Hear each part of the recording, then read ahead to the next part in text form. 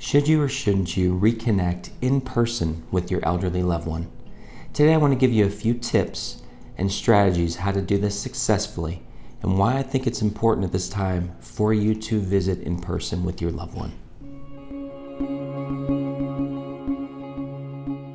Today I'd like to start with a story.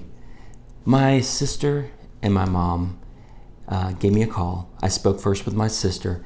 She was wanting to visit my mom, who is elderly, has a heart condition, and definitely is someone that's at risk of grave results if she gets COVID-19. So my sister asked me, she said, I really want to visit Mom. I haven't seen her in months, and I've been so afraid of giving her anything. And she asked for my recommendation on this. Now, before I share with you what I told her to do, I want to tell you that I had also recently heard from my mom just a couple days before that, and of course she and I stay in touch pretty often.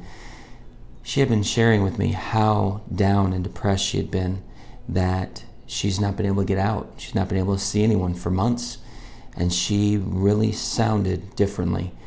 She is the type of person that usually is upbeat, very happy, a person that usually has the type of personality that will lift others up as well. But this has been different. This has been really hard on her. And, I'm sure this story connects with a lot of you out there that want to be able to see your loved one, but are afraid, so afraid of giving them this illness, this virus, because of what could happen. So I want to tell you, I did encourage my sister to go and see my mom. But I want to talk to you about the recommendations I gave her. Now, I want to say this. This is June 9th, 2020. And I want to make sure that you all realize we need to be following the CDC guidelines. But let's put those in place.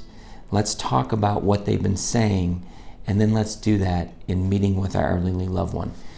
So, of course, one of the first things that we probably can agree on is that the instructions with COVID-19 have been going back and forth, a little bit confusing. I think that's what's making us all nervous. First, there was talk about maybe not needing a mask, then it went to needing a mask, and then it was that, it's contact related. And even most recently, they're saying it might not be as much contact related and might not even really be spread very easily if someone isn't actively showing symptoms. But let's just go with that.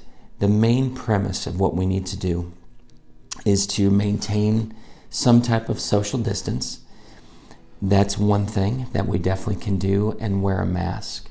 So let's talk through this. So if you were to go see your elderly loved one, just like I instructed my sister, that when she goes there, to allow my mom to open the door, to really not touch anything, and to attempt to share with your loved one that really you want to be there with them, but you don't want to take any risks. So at this point, you want to not hug, not kiss, not grab hands.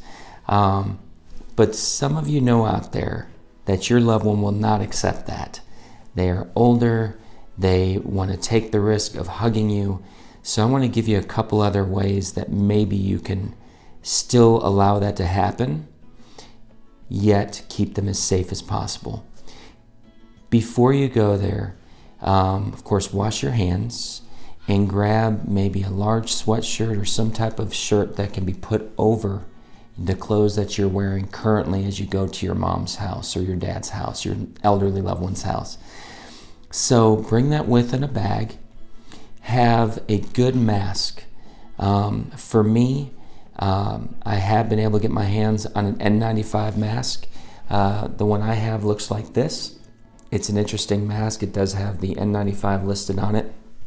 But the reason I like it a lot is because it's not the most stylish mask, but it does keep my mouth away from the mask because it's pointed out. So even when I breathe in, it doesn't go in towards my mouth and possibly get some respiratory droplets on it. What I've found is that when I've seen people that are using a thinner mask that might press right up against their mouth, at some point it's probably getting saliva on it. And then that person quite often is fiddling with the mask because it's getting too close to their mouth and their nose. And so now they've been touching that mask that was touching their mouth and saliva. So I think that's one of the tricky parts that you have to be aware of.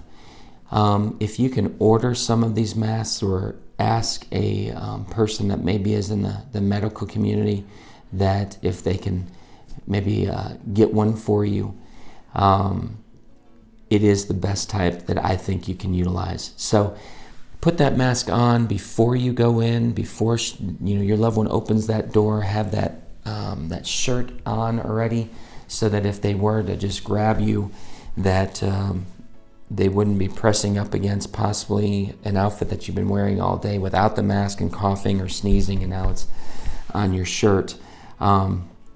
But the other critical thing is have some hand sanitizer in that bag and use that right before your loved one opens that door. Because again, if they grab your hands and hug you, we're trying to eliminate that contact with those respiratory droplets that could possibly transfer COVID-19. So do those steps and then go on in and see if you could sit in a chair that can be easily sanitized. I know that, like I said, as of today, the last few days they've been talking about that it's not as easily transmitted through contact. So I don't think we have to worry about it as much. But if you even had in your bag some type of wipes that, again, once you get up, you can wipe that seat down. Again, try not to touch your loved one as you're leaving. But again, you all know your loved ones better than I do, of course. And for me, mine will probably grab and hug me. She's one of those folks that lives for interaction with others. So this time is really impacting her negatively. So that would be one of my main recommendations. Follow the CDC guidelines, have that mask, have some type of shirt you can put over, which will be a barrier for what you've been wearing currently. Use the hand sanitizer. Try not to touch anything. Keep the 6 feet of distance. But then the other thing is stay as long as you want. Spend the time with them. Make sure you really enjoy that time with them. Another thing is stay on the positive. Focus on the positive, not allowing them to focus on all the negative. Because yes, that is what's been going on. That's been very hard for them. Get them to think about that now you're going to be coming and you're going to be visiting them more often. You're going to use these steps that the CDC has set up and that we're talking through right now to produce a safe environment to interact with them. But visit often. Get out there and see them. They need it. My mom is the type that really would prefer, as sad as this might sound, to not even be here on this earth if she can't be around people. So know your loved one. If they're extroverts, this time, as you're, I'm sure, well aware, is hurting them deeply. So take the time to do these steps and get out there and see them. Obviously, all of this video has been concerning those that are in their own home. I hope that you've held on this video with me, because what I'm going to be doing in my next video is I'm going to be giving you that have loved ones in a community, I'm going to be giving you some tips and pointers as to how to advocate for your loved ones, how to advocate for your loved one and be able to get in there and see them in these communities. They are still on lockdown. They're still not allowing people to come in. And I'm so sorry for that. I'm so sorry for you going through that and your loved one. And I'm going to teach you and give you some points as to how to advocate and some things I think you can do to move this along and be able to get in to see them sooner rather than later.